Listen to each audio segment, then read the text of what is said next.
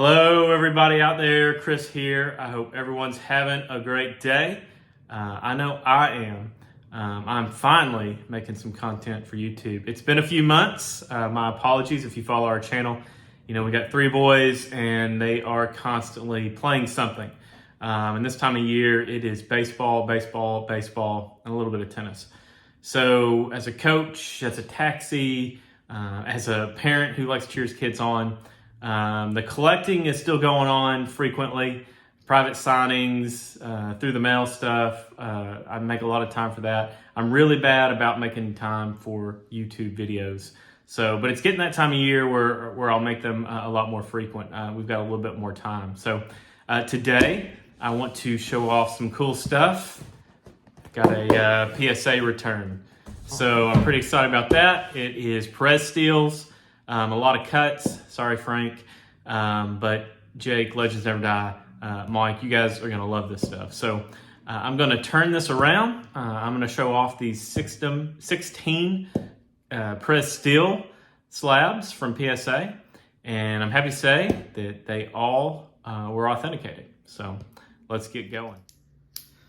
All right, so I'm gonna slice into this. One of the things I noticed about this box, and I've been getting things graded or slabbed at PSA for quite some time, is this is the first time a box has come and it didn't have PSA written all over it.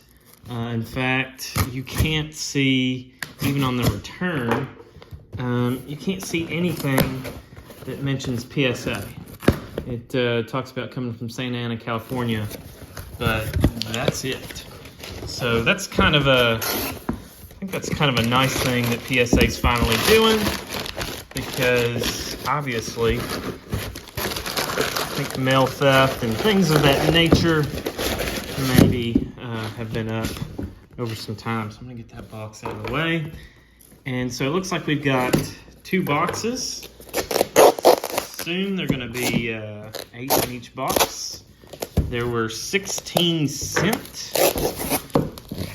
And so to me it doesn't matter which of these boxes we open up.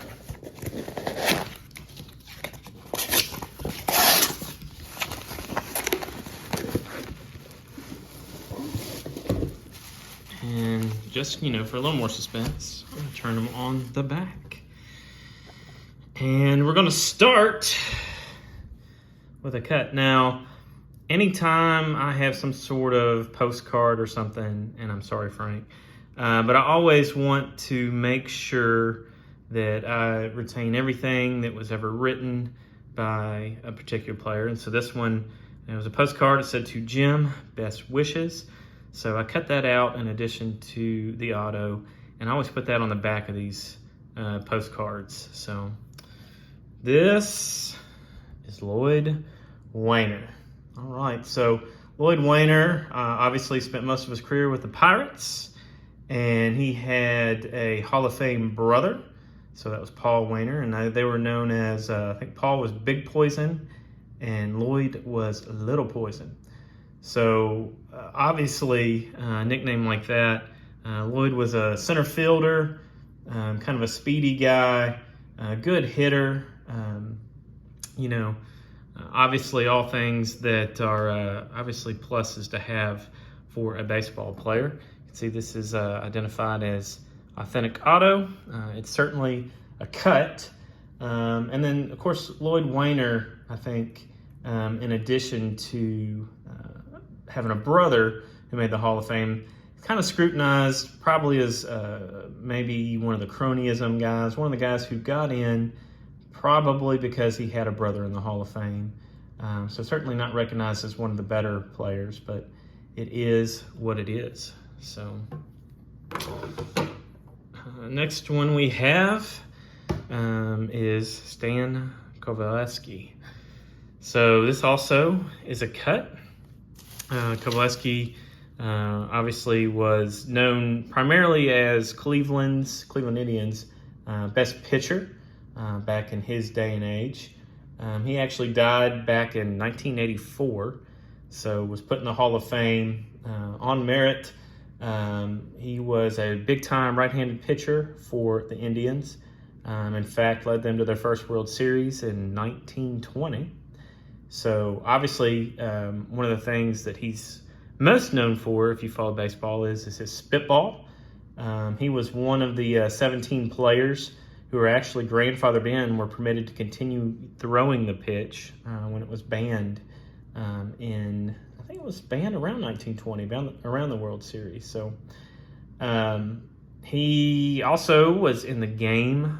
His teammate, Ray Chapman, was killed by a pitch thrown by Carl Mays.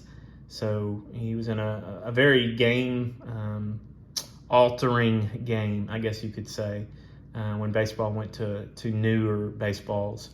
They didn't have the dirt cover. They would get rid of the balls, almost like every foul ball nowadays. You could say that may have even started with a game that Kowalski was in. But, of course, Kowalski pitched with Walter Johnson in Washington. He threw his final pitch as a New York Yankee, so kind of interesting. But that is Stanley Kowalski. Here is another success to you, and that comes from Max Carey. So Max Carey was a well-known Pittsburgh Pirate back in the day. Carey actually had the stolen base record for the National League until some guy named Lou Brock took it away from him. Carey actually died in 1976, but he played with, among others, he played with Fred Clark, kind of took Fred Clark's spot in Pittsburgh, and played with Honus Wagner. So pretty cool that, the same hand that wrote this signature, and it's really kind of a really nice signature. Also, I'm sure shook Honus Wagner's hand. So pretty neat baseball history there. Next one we have is Jesse Haynes. Went by the nickname of Pop. So you can tell even in this depiction of Dick Perez's painting here, this watercolor, that Jesse Haynes, you can see where you get the nickname Pop. Kind of looks like an older fella. He pitched for a long time. There's a lot of consternation about whether or not he really should be in the Hall of Fame. But he pitched primarily in 1920s into the late 1930s. Won 3 World Series championships with the St. Louis Cardinals, and was really known for his knuckleball and the way he held his knuckleball. He actually used his knuckles instead of the tips of his fingers. And it really prolonged his career, which probably propelled him into the Hall of Fame. He did throw a no-hitter, so something cool. I mean, obviously he was a good pitcher, and he did pitch for a long time. But he is one of the guys that, cronyism is kind of a prime suspect in how he was able to get into the Hall of Fame. Next, I have Hank Greenberg. Don't need much introduction to him. I mean, legendary Detroit Tiger. Really kind of known, kind of groundbreaking for his religion, being bringing Judaism into the game. But really just a huge slugger. Played for the Tigers. Has a really nice signature. This one you can see fit really well on a Perez-Steele as a cut. So he obviously a great home run hitter, big RBI guy. And so you can kind of see on these Perez-Steele, I mean, they've got his career numbers there. Funny that they've got like batting average instead of home runs, but was inducted into the Hall of Fame in 1956. Next one, lefty, Steve Carlton. So one of the greatest left-handed pitchers in the history of the game.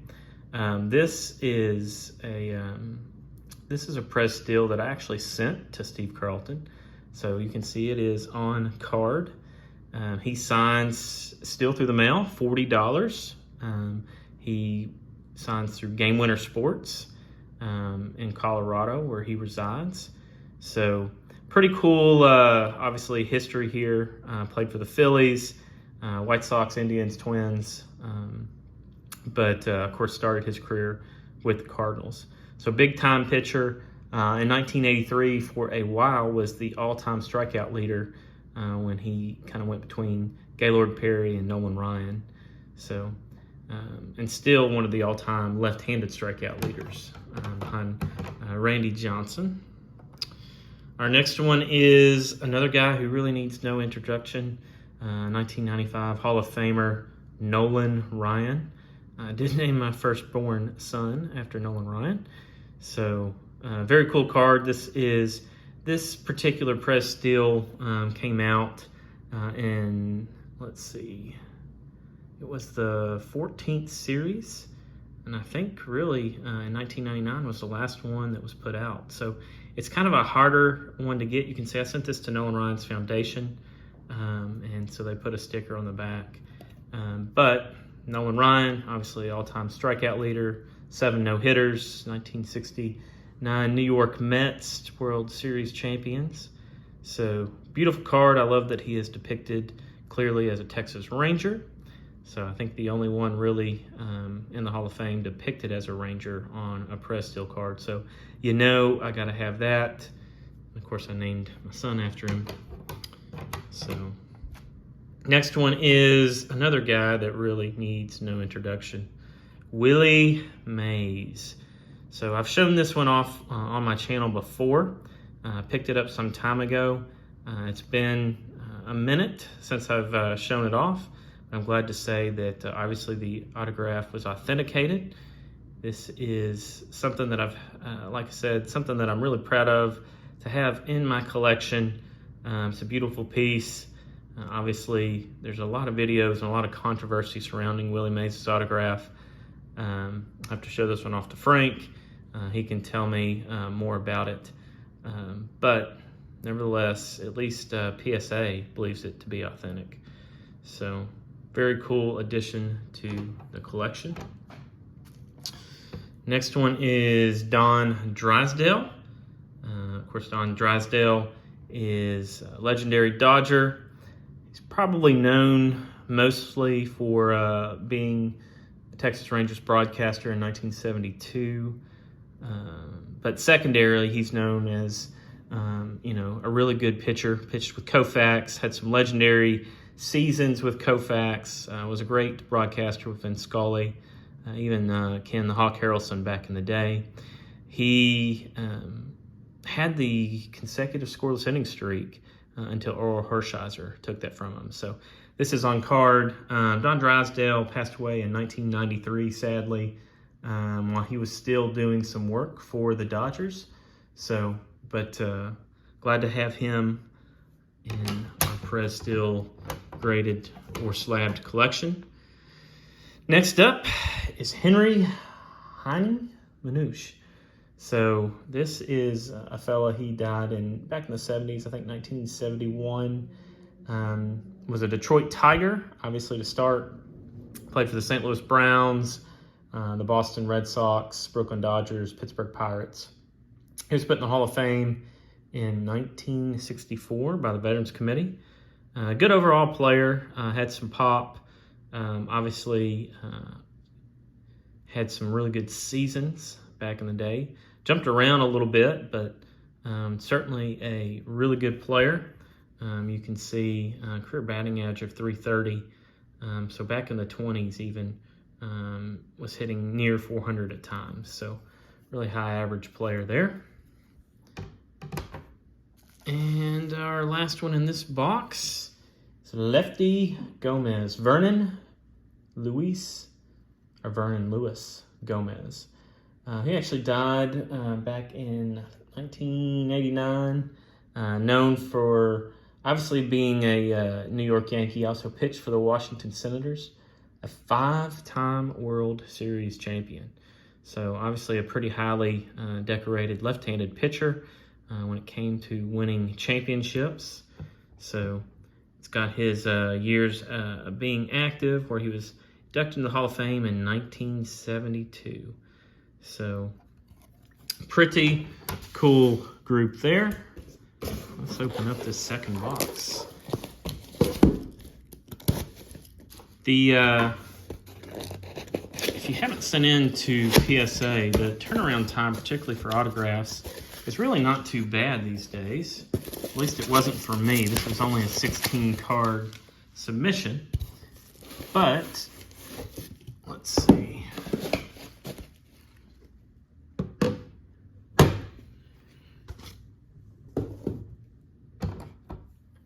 This is going to be the end of what we've got going on. Make sure there's nothing else left in the box. Yeah, I haven't been counting, so I figured that'd be an 8 and 8, but it looks like that's not the case. So to finish it off, we've got Bill Terry. Of course, Bill Terry was a big-time player for the New York Giants and manager as well. He died back in 1989 and probably known best as the last player before Ted Williams to hit 400. Certainly the last National League player, as he was a Giant, to hit over 400. Did that back in 1930. Was a winner of the 1933 World Series. Is a team that he actually managed and played for. So he was a player manager for quite some time. A very good one. He was making all-star games as a player manager. So I guess I'd be interested to see a little bit where he batted himself. But certainly a very good, a very decorated player. We've got Travis Jackson. This one is on card. And Travis Jackson actually was also, he happened to be the shortstop of that 1933 World Series team. So pretty cool to have him right there with his manager, Bill Terry. Jackson's nickname was Stonewall. We got that obviously after the Confederate Civil War general. But he died back in 1987. So biggest, like I said, biggest accomplishment. He was a very good hitter. Had a career batting average of 291, and particularly 339 back in 1930. So for a shortstop, that was certainly well accepted at the time. We've got Earl Avril here. Big time center fielder for the Cleveland Indians back in the day. He died back in 1983. So obviously it is a cut for his particular Perez-Steele. He had some pretty interesting things happen in his career. He homered in his first major league at bat, which is always, I think, a cool thing. He obviously started with the Indians.